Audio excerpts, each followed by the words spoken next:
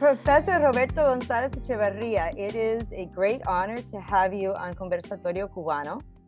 You are the author of some of the most influential literary analyses, literary criticisms of the last 40 years or more, perhaps. Some of the works that you have done have been unexpectedly personal. One of them, I would say, is The Pride of Havana, A History of Cuban Baseball, which was published in 1999.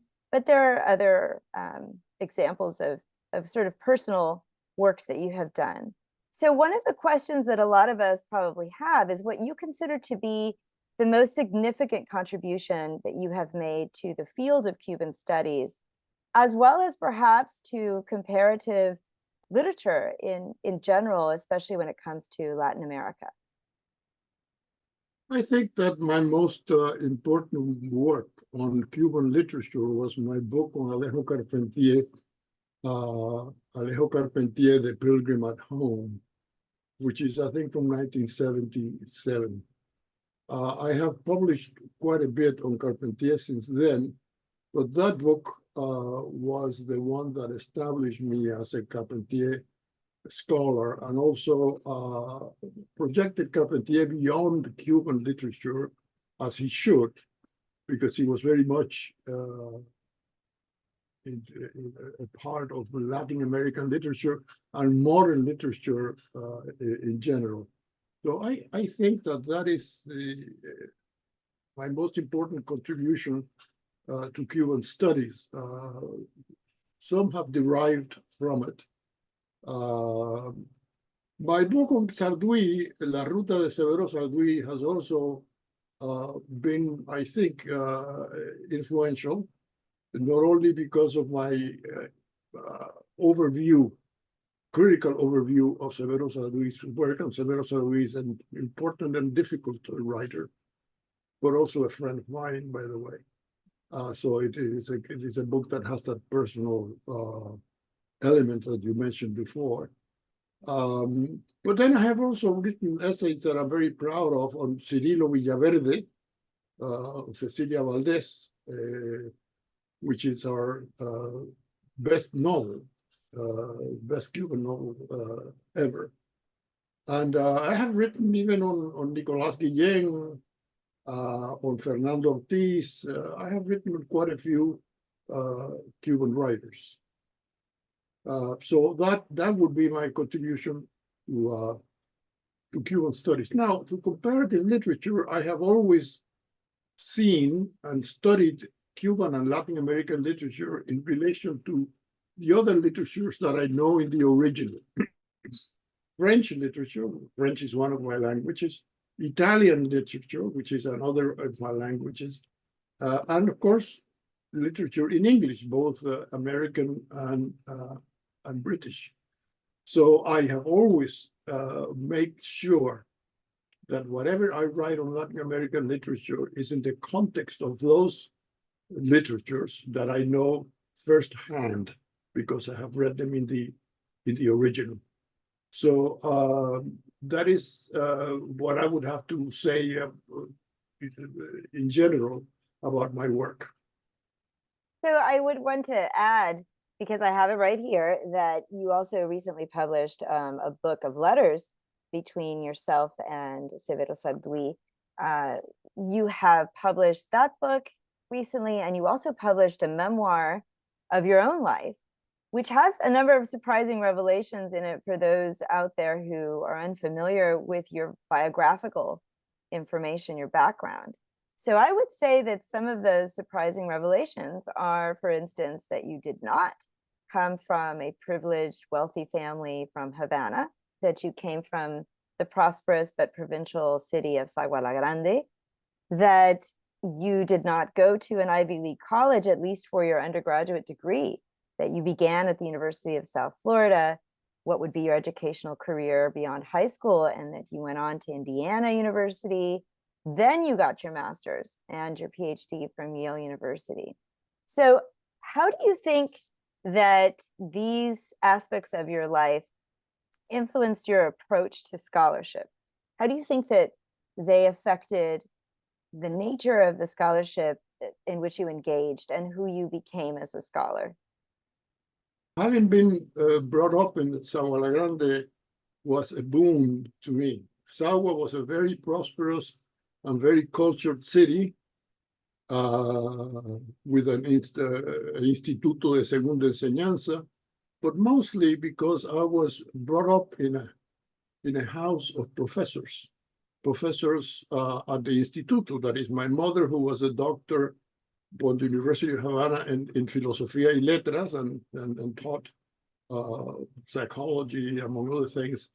La doctora Dulce Brizuela, who lived with us, she was a distant cousin of my mother, and she was a professor of Historia Antigua y Media. And my father, who was a professor of physical education at the Instituto, he was also a lawyer. So these people were around the lunch and dinner table. So I heard conversations that were of a certain level. Also, my mother, who was my mentor, insisted that I read good literature, and also that she would teach me. She would even organize little classes for me and the Neanderthals with whom I played to teach us versification, for instance. And she also took care that I never indulged in the carelessness of Cuban Spanish. She was also always after me to speak properly, and that has carried me through. So that was a beginning. I grew up with a room in the house where her study, where she prepared classes, read papers, and so forth. So it was better than having been brought up in a prominent Havana family. Then when I went to Havana, I went to the Academia Balmaña, which is in Santo Suárez, not to Belén, Baldor, Candler College, and the Maristas, the high-level private schools. I went to Balmaña, which was a middling school. However, I had very good teachers at Balmaña, particularly one named Sofia, whose last name I don't remember. And she was the professor of Spanish. And she had the old-fashioned method of having us memorize every week at least 20 lines from a poem, all the way from the Middle Ages to the present. So I had to come back every Monday it was, and we had to write out those 20 lines perfectly. If we made a mistake, we had to copy them over 20 times. Well, that filled my head with Spanish poetry, and it has served me throughout my whole career. I have been giving lectures and then quoting right off the top of my head, and people say, how do you know that? Well, I know that because of Sofia at Balmaña. So I had other fairly good teachers, but I was a normal student. I played in the sports teams and all of that. Now, in the United States, I went to the University of South Florida because it was the only university we could afford. It had just been founded. It was a public university. We were political refugees. And therefore, I went to South Florida. It was, again, a matter of luck. South Florida was an excellent university for undergraduate studies.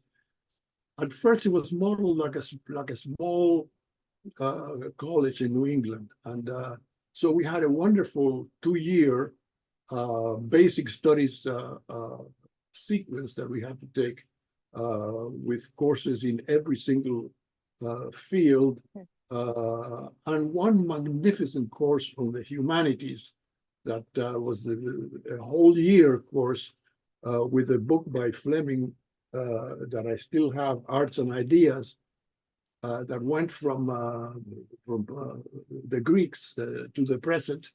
And also we read other books with it.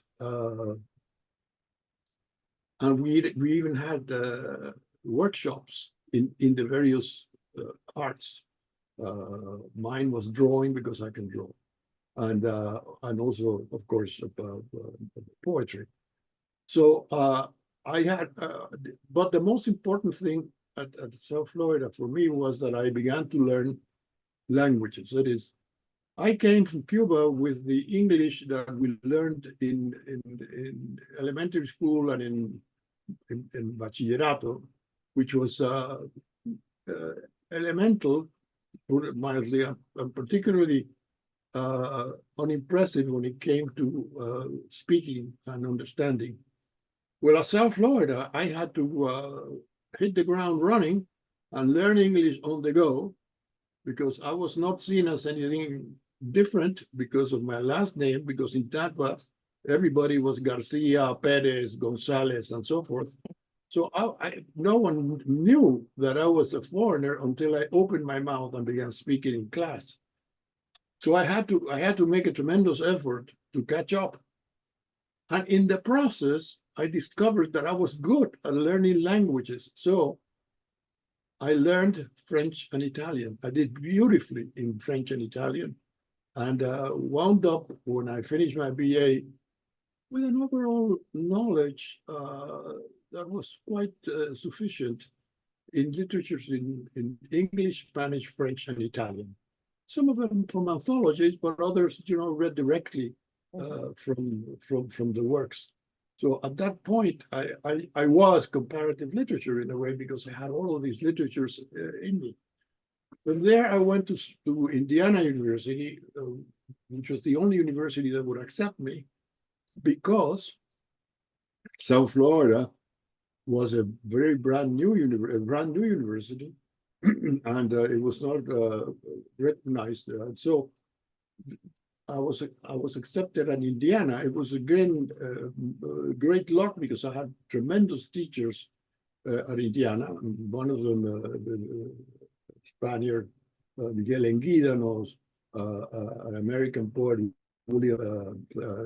Willis Barstone, Quentin Hope in French, and so forth. I had in the 2 years in Indiana, I had wonderful courses, including one in the French department, in which we read the whole of Proust in the original. Wow.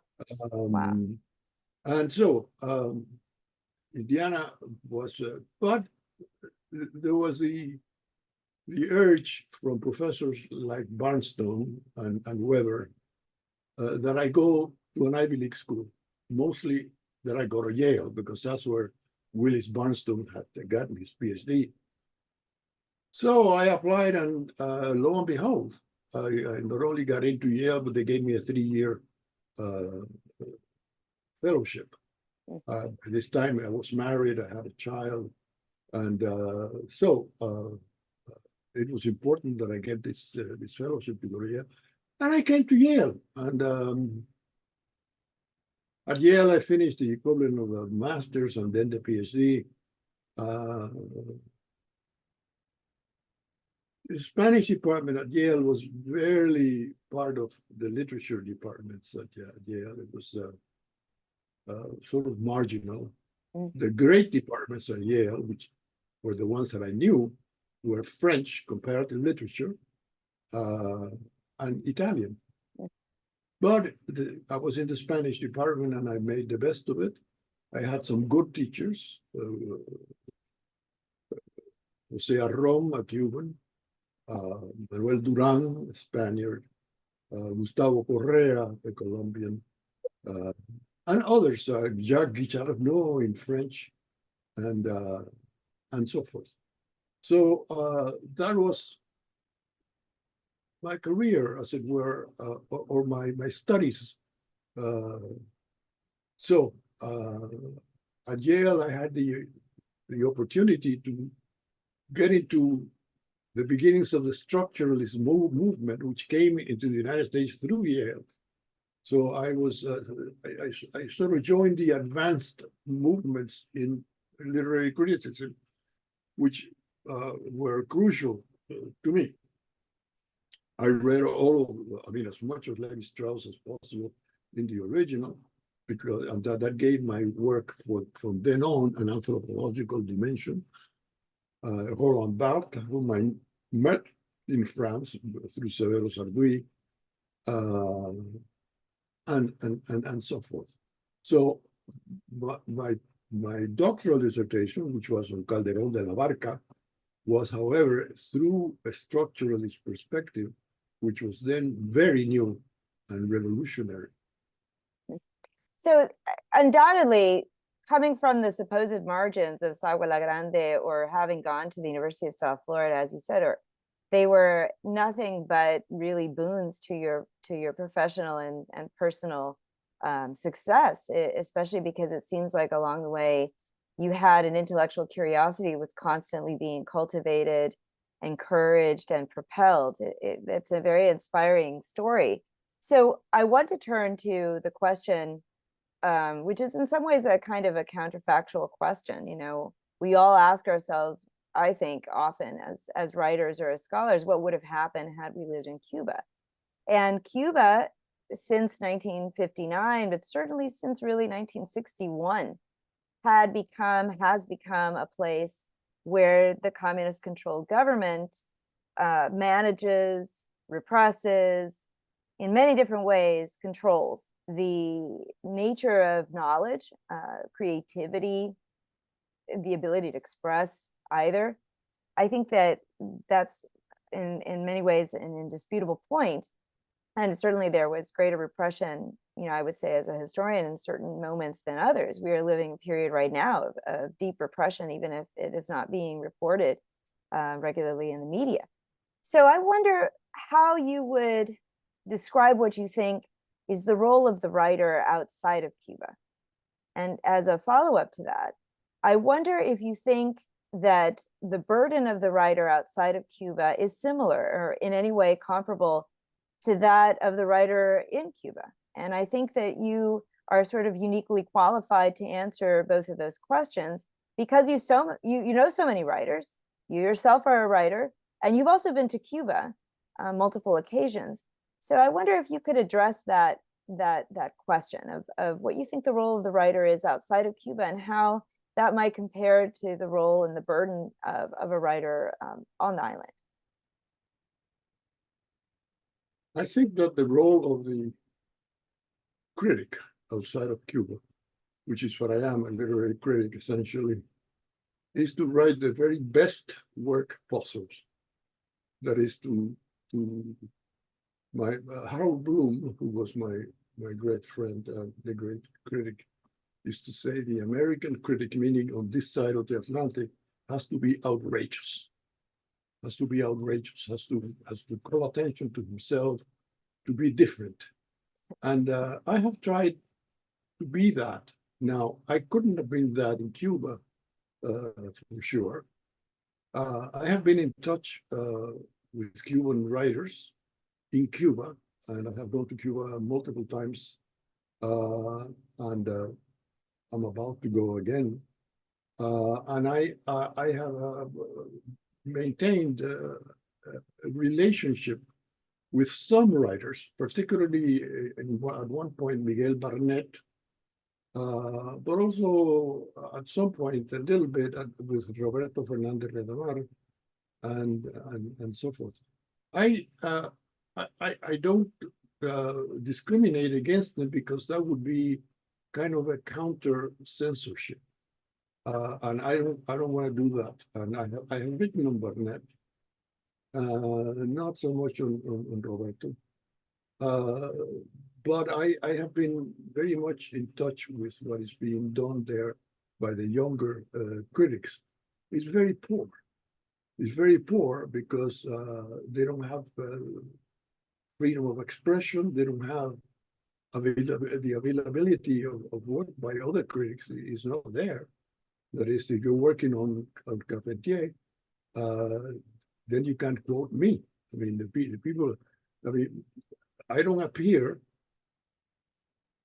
in any of the works about Carpentier published in Cuba, even though I have published so much on Carpentier.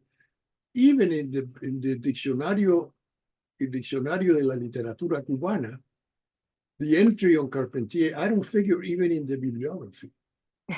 And I remember that Severo and I used to bet to see if he would be included in the second volume, because the first volume didn't get to S. And we Wow. were wondering if he would be included in volume 2. He was not. Huh. He does not appear. So because of those limitations, the work done is very poor. I really cannot. I don't know of a critic in Cuba that is worth much attention, including Roberto Fernández Retamar, whose work was very limited to that essay, Caliban. But as far as his work on criticism, it was very limited and poor, whatever he wrote. So given those limitations, it is no wonder that what is being produced is a very low quality. Now, there have been great pieces of criticism written by writers who wound up in exile. Antonio Benítez Rojo, for instance, in his book, La Isla que se repite, has 2 or 3 essays on criticism, one on Carpentier, that are among the best ever written on Cuban literature. Severo himself wrote a few essays, one on Gertrudis Gómez de Avellaneda, with a line from her famous sonnet, Tu dulce nombre halagará mi oído. And so there have been those works, but I think that our task outside of Cuba is to write the very best literature, the very best criticism that we are capable of, and set the example and set the bar high. Mm-hmm.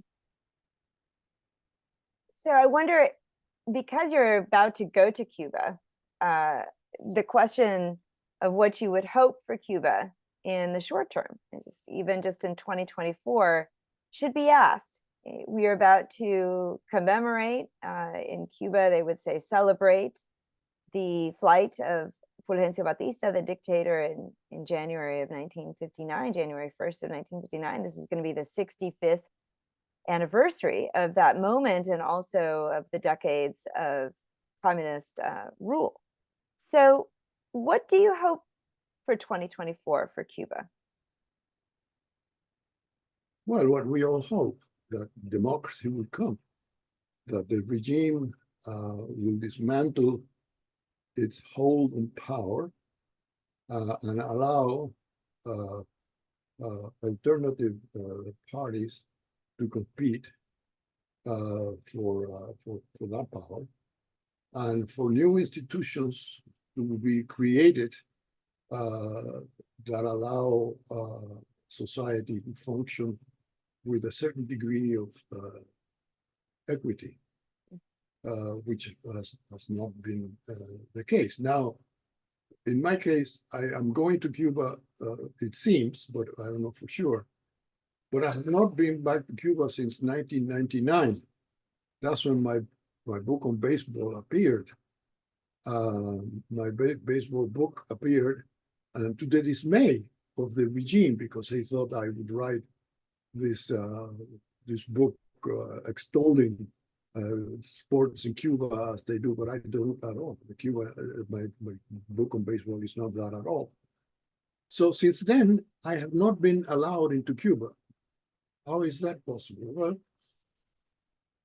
I was not given a visa, not denied a visa, but not given a visa. Every time I asked for one, there would be no answer. They published a collection of my essays in Cuba, lecturas, relecturas, and so forth. And it won the National Criticism Prize in Cuba. I wasn't allowed to be there for the launching of the book or for the reception of the prize. No reply whatsoever to my requests for a visa. But now it seems that there are Some people at the Colegio San Jerónimo, at the Biblioteca Nacional, and so forth, who are followers of my work, who have insisted that I be allowed into Cuba so that they can have an event at the Biblioteca Nacional to celebrate my birthday. And this is, but this hasn't happened yet. We had to, I was told that the green light was there for me to go, but whether that materializes or not, we will see. Another person in Cuba with whom I have very close contact is Araceli Garcia Carranza, the greatest librarian and bibliography ever in Cuba and in all of Latin America. And she's like a sister to me. And she has helped me through the mails. And once we had her here, with finding details, not only about Carpentilla, but also about Villaverde and things like that.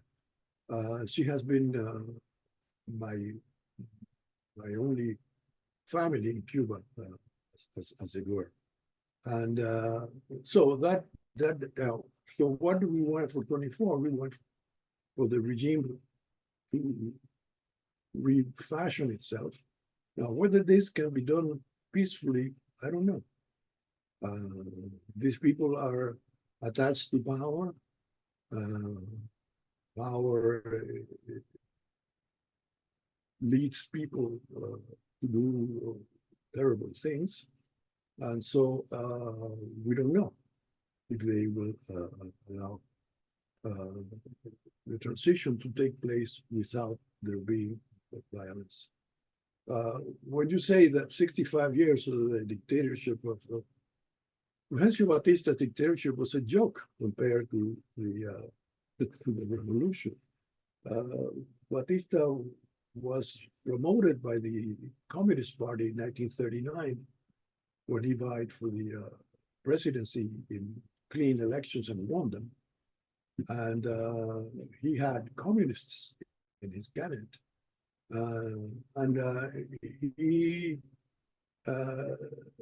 He was not opposed by the communists in Cuba in the 1950s at all.